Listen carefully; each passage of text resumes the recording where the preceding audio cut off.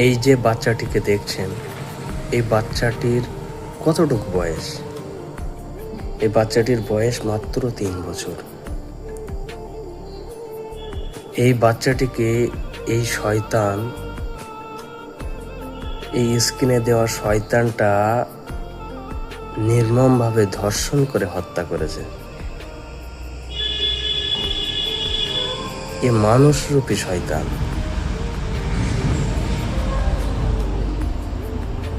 এর একটু বিবেকে বাঁধল না যে এটা একটা বাচ্চা শিশু, এ মানুষ না তো, এর মানুষ বলে মনে হচ্ছে না। মানুষ আজ কোথায় চলে যাচ্ছে? আমরা কোন জগতে বাস করি বলেন তো?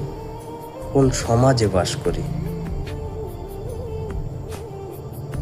আগে জানতাম কুকুর রাস্তাঘাটে অনৈতিক কাজ করে, এখন দেখছি মানুষ কুকুরের থেকেও খারাপ পরিণতি হয়ে গেছে। এই সমাজে হিন্দু মুসলিম না করে আমার তো মনে হয় সবাই একসাথে আওয়াজ তোলা দরকার, সবাই একসঙ্গে গর্জে ওঠা দরকার।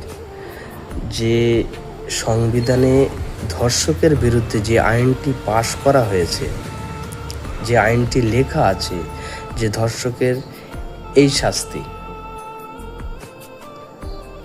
সেটা তুলে নিয়ে, সেই লেখাটা তুলে নিয়ে ওখানে লেখা উচিত। আমি মনে করি, আমার ব্যক্তিগত দিক থেকে মনে করি, ওখানে লেখা উচিত যে ধর্ষকের একটাই শাস্তি,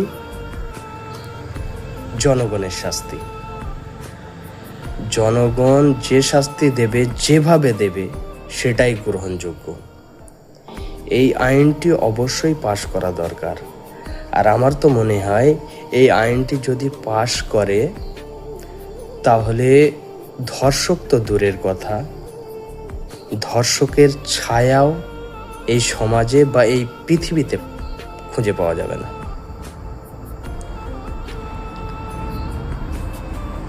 অবিলম্বে এই ধর্ষককে জনগণের হাতে তুলে দেওয়া দরকার।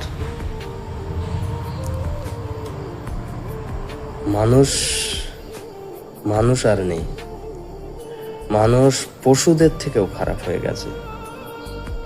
আফসোস লাগে। আমি যখন ভিডিওটা দেখেছি, কি বলবো, চোখ থেকে পানি পড়ে গেছে। যে এইটুকু বাচ্চাকে কিভাবে ধর্ষণ করে, এইটুকু বাচ্চাকে কিভাবে ধর্ষণ করে তাকে হত্যা করে, বড় কষ্টের বিষয়। ধর্ষকরা ঠিক ধর্ষক করে 1 বছর, 5 বছর, 10 বছর জেল খেটে ঠিক বার হয়ে যাচ্ছে, সঠিক শাস্তি তারা পাচ্ছে না। কিন্তু যে মায়ের কোল খালি হয়ে যাচ্ছে, যে ভাইয়ের বোন চলে যাচ্ছে, সে তো আর ফিরে পাচ্ছে না।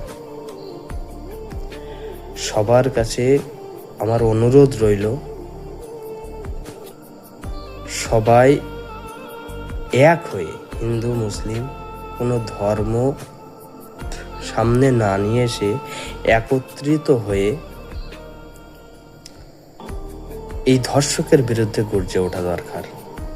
তাহলে আর কোনোদিনই ধর্ষক ধর্ষণ করতে পারবে না, কোনো মায়ের কোল খালি হবে না। বড়ই আফসোস লাগে, বড় কষ্ট লাগে নিজেকে পুরুষ বলে দাবি করতে। আজ পুরুষ কোথায় চলে গিয়েছে? লজ্জা হওয়া দরকার। এই সমাজের জন্য লজ্জা, এই পুরো পৃথিবীর জন্য লজ্জা। যদি ধর্ষক সঠিক শাস্তি না পায়, পুরো পৃথিবী, পুরো সমাজের জন্য লজ্জা।